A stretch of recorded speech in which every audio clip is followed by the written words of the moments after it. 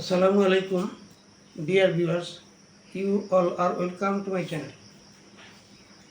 আজকে আমরা right form of verbs এ পর্যায়ে একটা নিয়ম শিখব। নিয়মটা হলো সেন্টেন্সের মাঝে যদি লেটলি কথা উল্লেখ থাকে, লেটলি মানে হচ্ছে সম্প্রতি। লেটলি মানে বিলম্ব না, লেট মানে বিলম্ব। হ্যাঁ, লেটলি মানে সম্প্রতি।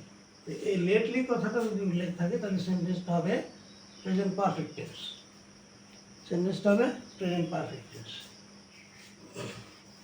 যেমন যদি এরকম কোনো সেন্টেন্স দেওয়া থাকে,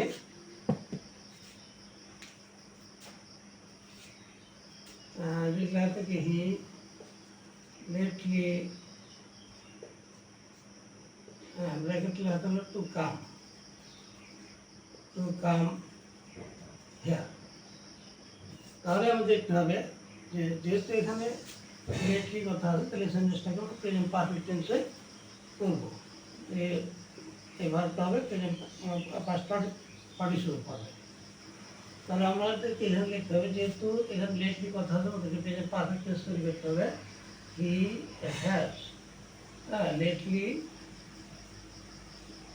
লেটলি আমরা কাম লিখতে হবে, কাম হেয়ার। কেননা যে এটা প্রেজেন্ট পারফেক্ট টেন্স হলে প্রেজেন্ট পারফেক্ট টেন্সের বাক্য তৈরি হবে subject plus have by has plus principal ভার্বের পাস্ট পার্টিসিপল ফর্ম। এখানে লেটলি কথাটা হচ্ছে অ্যাডভার্বের একটা পজিশন আছে, অর্থাৎ অ্যাডভার্ব কোথায় বসবে।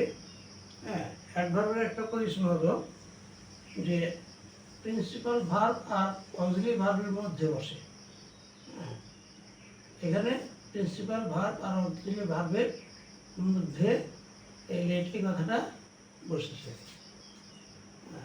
তা মূল কথা হচ্ছে আমাদের মনে রাখতে হবে সেন্টেন্স যদি লেটলি কথা থাকে, কোথাও থাকবে, প্রেসও থাকতে পারে বা এখানে থাকতে পারে, অ্যাডভার্ব তার পজিশন অনুযায়ী বসবে।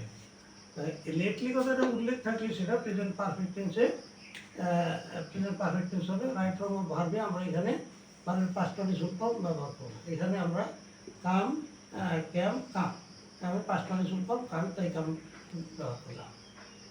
আজকে পর্যন্তই, আবার দেখা হবে ইনশাল্লাহ। থ্যাংক ইউ অল, আল্লাহ হাফিজ।